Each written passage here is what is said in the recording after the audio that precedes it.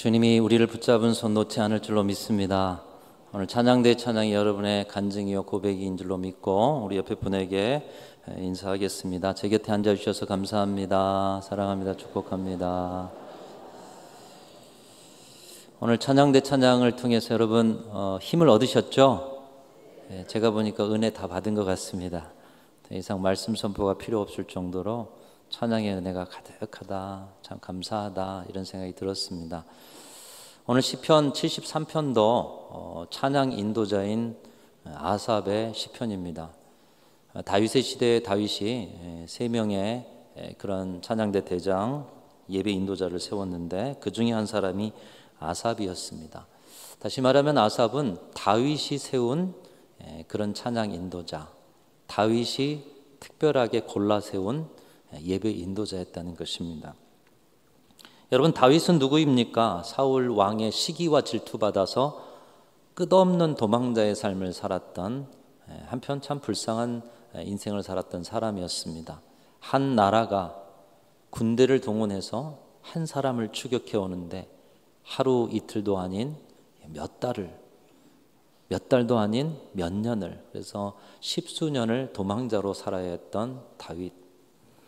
그렇게 십수년을 보내는 그를 붙들었던 것은 매 순간 하나님 앞에 엎드렸던 그의 기도의 자리였고, 그 고난 가운데서 하나님과 함께 고난의 긴 터널을 통과했기에 오늘 우리가 다윗을 믿음의 조상이다, 또 우리가 따라야 할 신앙의 선배다 이렇게 여기면서 그를 돌아보게 되는 것입니다.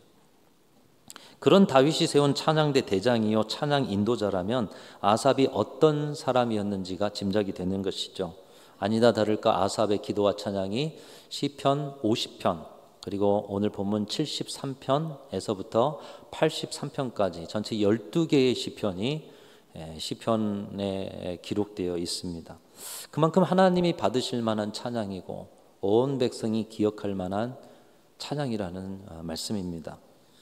이 아삽이 지은 찬양은 그의 지휘와 함께 온 찬양대원들의 입술을 통해 고백되고, 먼저는 자신이, 그리고 찬양대원이, 그리고 그들의 찬양을 통해서 온 백성들이 듣고 즐거워하고 은혜를 받고, 또 더불어서 그것을 자신들의 입술로 되뇌이면서 그들도 찬양을 올렸을 것입니다. 마치 오늘 찬양대 찬양처럼 그런 은혜가 이 아삽의 지휘를 통해, 또 아삽의 예배 인도를 통해 온 백성에게 흘러가는 것이죠.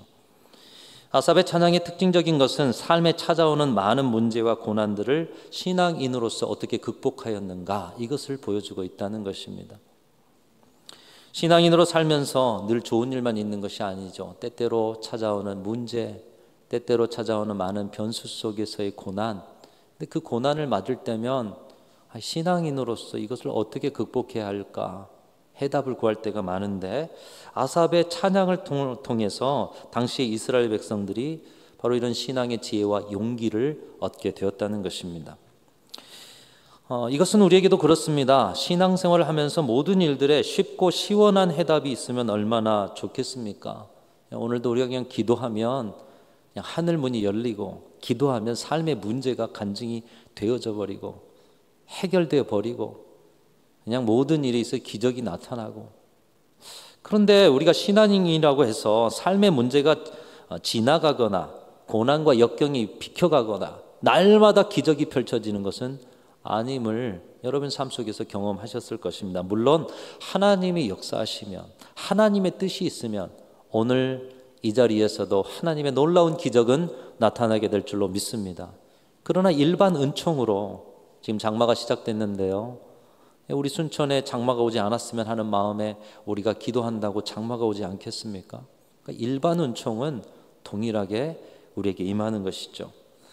우리가 신앙생활을 잘해도 우리도 세상 사람과 똑같이 인생의 사계절을 경험합니다. 늘 기쁘고 늘 감사하고 늘 좋은 일만 있으면 좋겠는데 때로는 슬프고 고난스러운 일들을 우리 믿음의 사람들도 경험하게 된다는 것입니다. 아니, 오히려 신앙인이기 때문에 당하는 고난이 더 많고 인내해야 할 일들이 더 많은지도 모르겠습니다. 하나님의 능력이 나타나기보다 우리의 믿음을 흔들고 회의스럽게 하는 일들도 너무나 많아지고 있습니다. 낙심하고 실족할 일들이 우리의 신앙과 인생에 가득하다는 것입니다.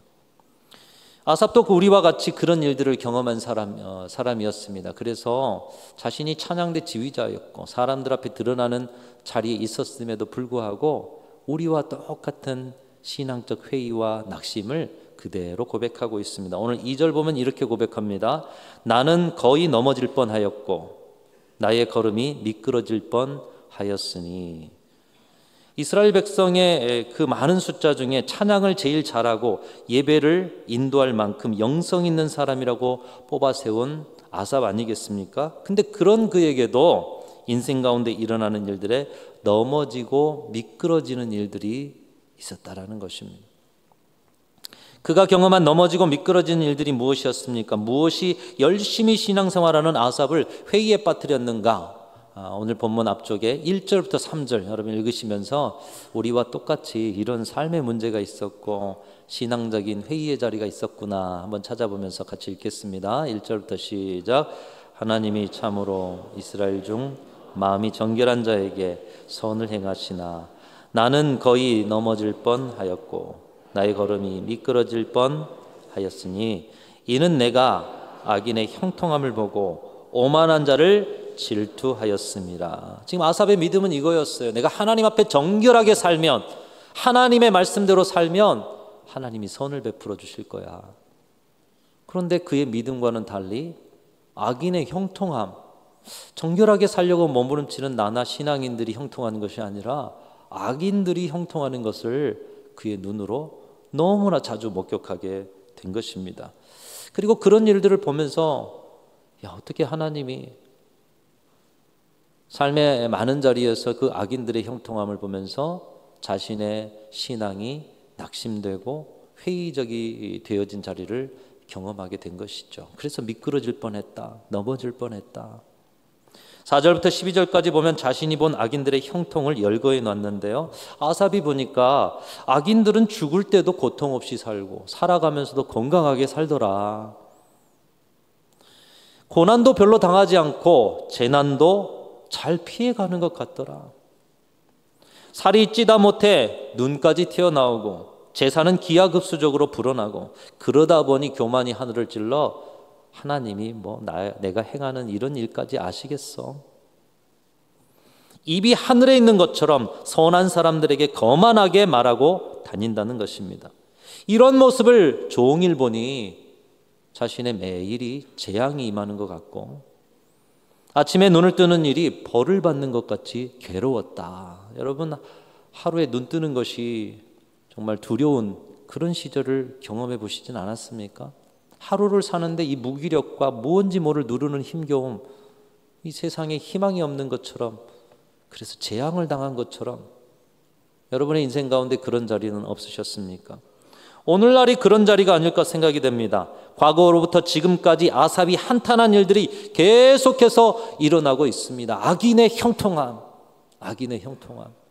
그런데 이런 일들이 앞으로 미래에 일어나지 않을 거라고 누가 보장할 수 있습니까? 오히려 더 미래는 악인들이 활개치는 세상이 될 것입니다.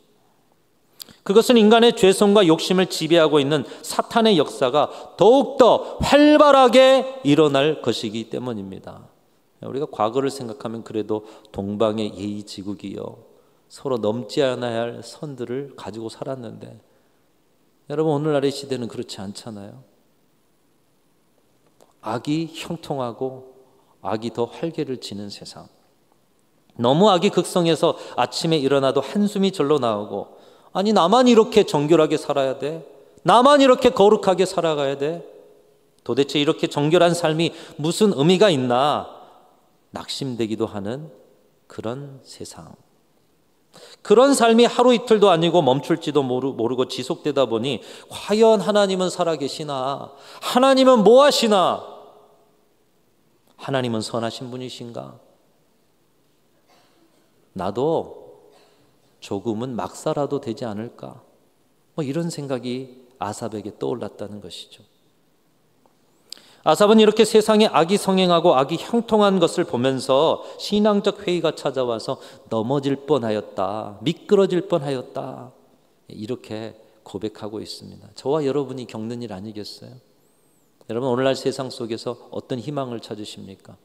또 여러분이 살아가는 관계 안에서 얼마나 악한 것들을 많이 경험하셔요.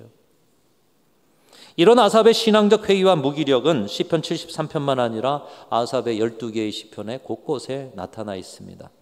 한 가지만 더 찾아본다면 시편 77편, 지난주에 우리가 묵상했던 77편의 말씀 속에서도 우리 신앙인들이 많이 겪는 일을 다루고 있습니다.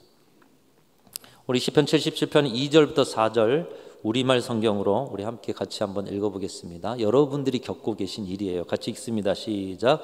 내가 고난 가운데 여호와를 찾았습니다. 밤새도록 지치지 않고 손을 뻗었고 내 영혼은 위로받기조차 거절했습니다. 나는 주를 생각하면서 속상해했습니다. 원망할 수밖에 없었고 내 영이 어쩔 줄 몰랐습니다. 주께서 눈을 감지도 못하게 하시니 너무 괴로워서 말도 못하겠습니다. 여러분 살아오면서 많은 고난과 삶의 문제를 당하신 적이 있으실 것입니다. 밤새도록 기도하고 손을 높이 들면서 이 손이 하나님께 그냥 닿기를 원하면서 뻗어서 기도하고, 그래서 나에게 있는 이 고난이, 나에게 삶에 있는 이 문제가 다 끝나기를 바라고, 그런데 이상하게 고난은 계속 가고 문제는 더 커지고 하나님은 침묵하시고 기도는 별 응답이 없는 것 같고, 그래서 이제는 원망이, 하나님을 향한 원망이 그냥 자연스럽게 되고 기도조차 나오지 않아서 입이 닫혀버린 그런 때, 여러분 그런 때를 경험해 보시지 않았습니까? 아삽이 고난 중에 하나님을 찾습니다. 밤새도록 찾았다고 합니다. 손을 높이 들고 하나님께 닿을 만큼 손을 들고서 뜨겁게 기도했다는 것이죠. 그런데 그럼에도 하나님이 응답해 주시지 않아서 원망이 저절로 나와요. 이제 더 이상 기도가 안 돼요. 하나님은, 나는 그렇게 부르짖는데 하나님은 침묵하고 계시는 것 같아요. 그러다 보니 아삽에게 신앙적 회의가 함께 찾아옵니다. 하나님이 나를 버리신 게 아닌가? 하나님의 인자하심은 여기까지인가? 나를 향한 긍휼하심을 잊어버리신 것은 아닌가? 나를 버리신 것은 아닌가? 여러분, 여러분의 기도의 자리에 혹시 하나님이 침묵하시는 자리가 있으십니까? 영성학자들은 바로 이 자리를 영혼의 어두운 밤이라고 말합니다. 깜깜한 칠흑 같은 어둠 속, 그 어둠 속을 가다 보면 물론 우리의 눈이 그 어둠에 적응해서 좀 밝지만, 이런 칠흑 같은 어둠 속에는 우리의 오감이 필요가 없어요. 안 보이니까요. 깜깜한 동굴에 여러분 갇혔다고 생각해 보세요. 그 속에서 점점 우리의 오감은 의미가 없어집니다. 우리의 판단도 의미가 없어집니다. 살아오면서 우리가 경험하면서 만들어 놓은 많은 판단의 기준도 의미가 없고 점점 희미해집니다. 시간이 갈수록 외부에 대한 감각이 둔화되고 모든 의식이 이제 자신의 내면으로 들어오게 됩니다. 그 과정 가운데 우리의 자아는 의식의 밑바닥을 걷게 되고, 남아있는 자아로 하나님 왜 이 어둠 속에 저를 두십니까? 남아있는 자아, 남아있는 판단으로 하나님께 저항하면서 원망하면서 항변합니다. 그러다 보면 힘이 점점 빠지고, 그러면서 자아가 정죄되고 서서히 그 정죄됨 속에서 자기 자리를 찾아간다는 것이에요. 반면 영혼은 어두운 그 칠흑 같은 어둠 속에서도 하나님이 함께하고 계심을 선명하게 발견하고 어둠 속에서도 하나님 안에 머무르면서 쉼을 얻게 된다는 거예요. 그래서 영혼의 어두운 밤에 깊이 들어가면 우리의 육체적인 인간적 자아는 전부 내려지고, 또 진정으로 그 영혼의 터널을 통과하게 될 때 함께 하시는 하나님으로 말미암아 영혼이 힘을 얻고 든든해지고 단단해지고 성장해진다는 것입니다. 사랑하는 성도 여러분, 여러분이 기도를 하는데 하나님이 침묵하시는 것 같습니까? 그래서 오랜 동안 영혼의 어두운 밤을 지나고 계시는 분들이 계십니까? 하나님이 여러분을 성숙으로 이끄시는 초청의 메시지인 줄로 믿습니다. 이전처럼 살지 말고 그 영혼의 깊은 밤에서 진정한 신앙으로 나오라는 것이에요. 삶에 일어나는 일들로 아침에 일어나는 것이 재앙 같습니다. 하루의 일들도 재난을 당하는 것처럼 괴로운 분들이 있습니까? 그래서 기도했는데 하나님은 말씀하지 않아요. 하나님은 어디 계신지 느껴지지 않아요. 침묵하시는 하나님. 아니, 하나님 없는 거 아니야? 영혼의 어두운 밤을 걷고 계십니까? 여러분, 신앙은 마법이 아닙니다. 우리의 현실 속에서 싸워가는 영적 싸움입니다. 문제와 고통의 현실 속에서 내가 원하는 것을 해결하는 마법이 신앙이 아닙니다. 어둠의 현실 속에서도 그 현실에 함께 하시는 주님 손 붙잡고 내가 그 어둠의 현실의 터널을 통과해가는 과정이 신앙 생활인 것입니다.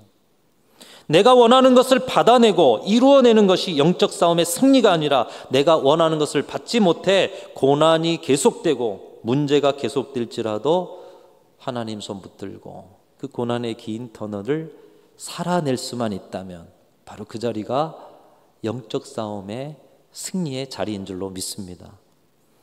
여러분, 세상의 종교는 마법을 이야기해요. 갑작스럽게 뭔가 들어주는 마법.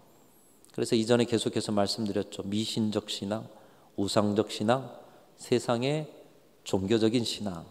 우리는 그런 신앙이 아니라고요. 마법의 신앙이 아니에요. 그 마법을 구하는 자리에서 나와서 이제는 진정한 신앙의 승리와 성숙을 맛보라고 하나님이 여러분에게 침묵으로 영혼의 어두운 밤으로 여러분을 초청하시는 거예요. 그리고 이 영혼의 어두운 밤을 잘 통과하다가 이 어둠 속에서도 하나님이 계셨구나. 내 육체적 자아는 다 내려지고 심지어 저항하는 힘까지도 다 내려지고, 그런데 내 영혼은 우리 하나님을 발견해서 소성함을 얻는 자리, 진정한 주님을 만나는 자리. 아삽이 그 영혼의 어두운 밤을 보냈던 것입니다. 그 과정에 넘어질 뻔하고 미끄러질 뻔하고 그 어두운 터널을 통과하지 못할 뻔했다라는 거예요. 그런데 이런 낙심과 실족의 일들을 극복하고 내가 그 속에서 하나님을 만났다. 여전히 상황은 바뀌지 않았어요. 여전히 하나님은 침묵하셔요. 그런데 내 영혼이 단단해졌어요. 내 영혼이 성숙해졌어요. 본문 73편에 이 아삽이 낙심과 실족을 극복하고 영적 승리를 했던 비결이 몇 가지 나와 있습니다. 첫 번째로는 그는 기도의 자리를 끝까지 지켰다는 거예요. 여러분, 우리가 하나님의 응답이 없을 때는 기도를 멈춰버릴 때가 있어요. 그런데 아삽은 끝까지 하나님 왜 말씀하지 않으셔요? 그래서 원망이 되고 실족이 됨에도 기도의 자리를 끝까지 붙들었던 것입니다. 그리고 그 자리에서 주시는 깨달음과 해답을 발견합니다. 오늘 17절 말씀인데요, 우리 같이 한번 읽어보겠습니다. 17절 시작. 하나님의 성소에 들어갈 때야 그들의 종말을 내가 깨달았나이다. 악인들이 승승장구하는 것 같습니다. 보니까 악인들이 형통하는 것 같아요. 세상의 원리는 그렇게 보입니다. 그런데 성소로, 하나님과 나만이 만나는 그 성소의 자리로, 기도의 자리로 계속 들어갔더니 거기에서 하나님이 깨닫게 하시는 거예요. 무엇을요? 그들의 종말을, 100년도 안 되는 인생, 이 땅에서의 그 악에 대한 심판이 없다면 하나님 앞에서 반드시 종말의 심판받을 것을 깨달았던 것이에요. 이 땅에서 심판이 아니면 하나님 앞에 받을 그 심판의 종말이 그들에게 다가오고 있다는 것이죠. 역사가 보여주듯 많은 악한 자들이 놀랄 정도로 순식간에 전멸한다는 것, 여러분 어디에서 깨달았어요? 기도의 자리에서. 고난 중에 문제 속에서 다 잊어버렸어요. 이성이 마비가 됐어요. 근데 깊이 기도하다 보니 하나님이 생각을 넣어주셔요. 악인들이 형통한 것이 아니라 그들도 종말에 심판받을 것이다. 그것을 깨닫고는 그의 낙심과 실족한 마음이 감사와 찬양으로 바뀌어지게 됩니다. 25절 말씀 보면 하늘에서는 주 외에 누가 내게 있으리요 땅에서는 주밖에 내가 사모할 리 없나이다. 내 육체와 마음은 쇠약하나 하나님은 내 마음의 반석이시요 영원한 분기시시라. 여러분, 이 말씀을 근거로 우리 젊은이들이 찬양하죠. 하늘 위에 주님 밖에, 이렇게 찬양하잖아요. 이 말씀을 근거로 내가 성소의 자리에서 이 깨달음을 주기 전까지는 악인들이 형통해서 이거 너무나도 실족한 마음이다 그랬는데, 이것을 깨닫고 나니, 악인의 종말을 깨닫고 나니 역시 하나님은 하나님이셔. 하늘 위에 내가 사모할 하나님, 내 마음과 힘은 이렇게도 연약하고 쇠약하고, 그러나 영원하신 하나님이 내 곁에 계시고, 저 형통하다거나 악인들도 결국은 심판하실 분이시다. 찬송이 저절로 나오는 거예요. 그러면서 이 찬송 속에서, 기도 속에서 자신이 얼마나 큰 복을 받고 있는지, 오늘 저와 여러분도 때로는 영혼의 어두운 밤을 지나고 있는 여러분들이 있다면, 그런 분들도 여러분에게 주신 복이 무엇인지 우리 같이 한번 28절 읽겠습니다. 시작. 하나님께 가까이함이 내게 복이라. 내가 주 여호와를 나의 피난처로 삼아 주의 모든 행적을 전파하리이다. 하나님 복 중의 복은 하나님께 가까이 하는 것이었군요. 내가 원하는 것이 이루어지는 것이 아니라 하나님께 가까이 하는, 이 영혼의 어두운 밤에도 하나님이 내 가까이 계셨군요. 그러고 보니 나는 이미 복을 받은 자이군요. 내가 하나님께 가까이 하는 복을 누리면서 또 이것을 가지고 주님의 그 선하심을 영원토록 전파하겠습니다. 저와 여러분의 기도가 되시고 찬양이 되실 수 있기를 축복합니다. 여러분은 이미 복받은 자들이에요. 영혼의 어두운 밤을 지나고 하나님이 침묵하시는 것 같아도 하나님은 여러분 가까이 계심을 여러분 믿고 고백하고 누리시기를 주님의 이름으로 축원합니다. 두 번째로 아삽이 낙심과 실족을 극복하고 승리하는 비결은 하나님이 행하신 일을 기억하는 것이었습니다. 하나님이 내 인생에 베풀어 주신 많은 일들, 지난 생애 속에서 베풀어 주신 많은 은혜스러운 일들 얼마나 여러분 많이 가지고 계셔요. 그런데 문제와 고난 속에 그걸 잊어버릴 때가 많다는 거예요. 시편 73편도 77편도 기도 가운데 모든 의심과 회의를 극복하였던 것은 과거에 주신 하나님의 은혜를 기억하는 것이었습니다. 우리가 성경 말씀 볼 때도 이 말씀을 자주 봐야 하는 이유가 뭐냐? 말씀을 잊어버리기 때문에, 하나님이 행하신 일을 잊어버리기 때문에. 그래서 이 말씀이 잘 안 보이니까 이 찬송을 우리가 자주 드려야 하는 이유가 뭐냐? 말씀만큼은 아니지만 하나님이 행하신 일들을 간증하는 내용이 찬송 가운데 들어있기 때문에. 여러분, 여러분의 모든 삶의 자리에 하나님의 행하신 일을 기억하실 수 있기를 축복합니다. 말씀이 잘 안 읽히시면 찬송이라도 하십시오. 찬송가 425장은 많은 분들이 좋아하는 찬송 중에 하나입니다. 여러분도 아시겠지만 주님의 뜻을 이루소서 고요한 중에 기다리니 진흙과 같은 날 빚으사 주님의 형상 만드소서. 이 찬양은 폴로드라는 분이 지은 찬송시입니다. 큐티 교재에 나타나 있는데요, 이분은 당뇨와 신경계통의 질병과 고통을 겪으면서도 아프리카 선교사로서 자원하고 결단을 드렸습니다. 자신의 모든 것을 바쳐 복음을 전하는 일에 헌신하는 것이 하나님의 뜻이라 생각했고, 내가 내 인생 지금 이렇게 당뇨와 신경계통의 질병을 겪음에도 하나님의 복음의 일을 감당하려고 하면 하나님이 길을 열어주실 거야. 이 믿음을 가졌다는 거예요. 그 믿음으로 선교를 준비합니다. 그 믿음으로 뜨겁게 기도하면서 나아갔습니다. 그런데 이상하게 선교의 길이 열리지 않는 거예요. 기도에도 하나님의 응답이 들리지 않는 거예요. 시간이 점점 지나면서 나는 이렇게 결단하고 뜨겁게 내 인생을 드리기로 했는데 왜 하나님은 응답하지 않는 거야? 원망하는 마음이 생겨요. 마음이 복잡해져요.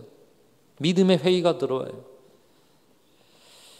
그녀에게도 영혼의 어두운 밤이 찾아왔던 것입니다. 그런데 기도의 자리를 떠나지 않았어요. 어느 날 기도회에 갔는데 어느 할머니의 기도가 자기의 귓가에 들려오더라는 거예요. 할머니가 이렇게 기도합니다. 주님, 삶 가운데 어떤 일이 일어나도 좋사오니 주님의 뜻과 섭리만이 이루어지게 하옵소서. 여러분의 기도가 되기를 원하면서 한번 따라하겠습니다. 주님, 삶 가운데 어떤 일이 일어나도 좋사오니 주님의 뜻과 섭리만이 이루어지게 하옵소서. 참 성숙한 기도죠. 보통의 할머니들, 보통의 우리 노년의 우리의 기도가 어떤 기도일까요? 주님, 남은 세월 평안하게 살다가 마지막 순간에 기도하는 모습으로 평안히 가고 싶습니다. 우리는 이렇게 기도하잖아요. 근데 이 할머니는 어떻게 기도해요? 주님, 어떤 일이 일어나도 좋사오니. 여러분, 여러분의 기도가 되기를 바랍니다.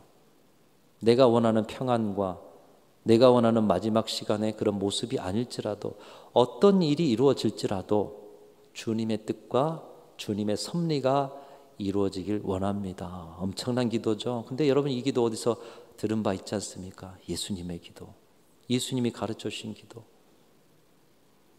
아버지의 뜻이 하늘에서 이루어진 것처럼 땅에서도 이루어지기 원합니다. 내 인생 내 마지막 순간에도 그 뜻이 이루어지기 원합니다. 예수님이 가르쳐 준 대로 기도하는 거예요.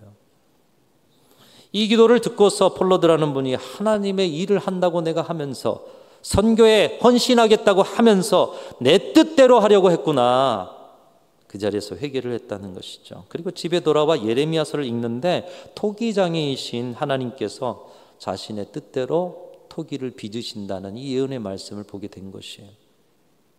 토기장이가 자기 의견에 좋을 대로 토기를 빚어가듯이, 내 삶을 빚어가는 분은 하나님이요, 내 삶을 빚어가는 분이 하나님이니 하나님 좋을 대로 빚어가시는구나, 하나님의 뜻대로 빚어가셔야 하는구나. 그것을 깨닫고 그 은혜를 가지고 밤을 새서 쓴 시가 425장의 주님의 뜻을 이루소서, 고요한 중에 기다리니 진흙과 같은 날 빚으사 주님의 형상 만드소서. 인생의 여정에 이해할 수 없는 일들이 일어날지라도 내 뜻대로가 아닌 주님의 뜻대로 이루어지기 원합니다. 이 고백을 드렸다는 것입니다. 오늘 저와 여러분의 모든 삶이 주님의 뜻대로 이루어지는 삶 되시기를 축복합니다. 그래서 우리가 찬송 425장을 부를 때마다 하나님이 이 폴로드라는 분에게 행하신 일을 기억하는 거예요. 그리고 그 일이 우리의 삶에도 그대로 이루어질 거라고 보는 거죠. 말씀과 찬양을 통해 우리는 하나님의 행하신 일을 기억해야 한다는 거예요. 여러분, 하나님의 행하신 일을 기억하실 수 있기를 축복합니다. 그것을 통해서 여러분의 낙심과 실족의 일을 극복할 수 있게 되는 것입니다. 세 번째로 아삽이 낙심과 실족을 극복하는 승리의, 영적 승리의 비결은 두말할 것 없이 오늘 시편 73편이나 모든 시편 찬양을 올려드리는 것이에요. 찬양을. 여러분의 입술에서 한순간도 우리 하나님을 찬양하는 그 입술이 멈추지 않으시기를 축복합니다. 하나님이 우리를 지으신 목적이 뭐예요? 내 백성은 나의 찬송을 부르게 하려 함이니라. 찬양. 나의 찬양이 찬양대의 찬양이 되고 찬양대의 찬양이 이스라엘 백성의 찬양이 되리라. 아삽의 찬양이 온 이스라엘 백성들의 영혼을 깨우는 찬양이 되지 않았습니까? 저와 여러분의 입술에서 찬양이 멈추지 않을 때 우리의 고백을 통해서 다른 사람들이 낙심과 실족의 자리에서 일어나는 은혜가 있게 될 줄로 믿습니다. 하늘 위에 주님밖에 없습니다. 내가 사모하는 이는 주님밖에 없고 내 마음과 힘은 믿을 수 없습니다. 오직 주님이 인도하시기에 주님 가까이 하는 복을 나는 포기할 수 없습니다. 영혼의 어두움 깊은 밤 속에서도 이 주님 가까이 계심을 발견하고 또 하나님의 역사를 통해 깨달았던 아삽은 이제 하나님밖에 없습니다. 주님 가까이 살겠습니다. 여러분, 이 복이 저와 여러분의 복이요, 여러분의 입술에서 영원토록 하나님을 찬송하는 그런 생애가 다 되실 수 있기를 주님의 이름으로 축원합니다. 하나님 아버지, 때때로 일어나는 우리 인생의 변수 속에서 신앙인으로 겪는 많은 문제와 고난이 있음을 주님 앞에 솔직히 고백합니다. 그 고난 속에서 때로 원망하였고 때로 낙심하였고 회의하였습니다. 그 모습이 아삽에게도 있음에 우리의 마음이 한편 위로를 얻습니다. 그러나 그 자리가 우리의 자리가 아니요, 이제 우리의 모든 영혼의 어두운 밤에도 함께 계신 주님을 바라보므로 주님 가까이 살아가는 복을 누리고 선포하며 세상 많은 사람들에게 찬양을 통하여 우리 하나님의 살아계심을 전하는 저희들의 생애가 되게 하여 주옵소서. 온 순천중앙교회가 낙심과 실족에서 일어나 든든한 하나님의 백성의 승리를 외치게 하여 주옵소서. 우리 구주 예수 그리스도 이름으로 간절히 기도하옵나이다. 아멘.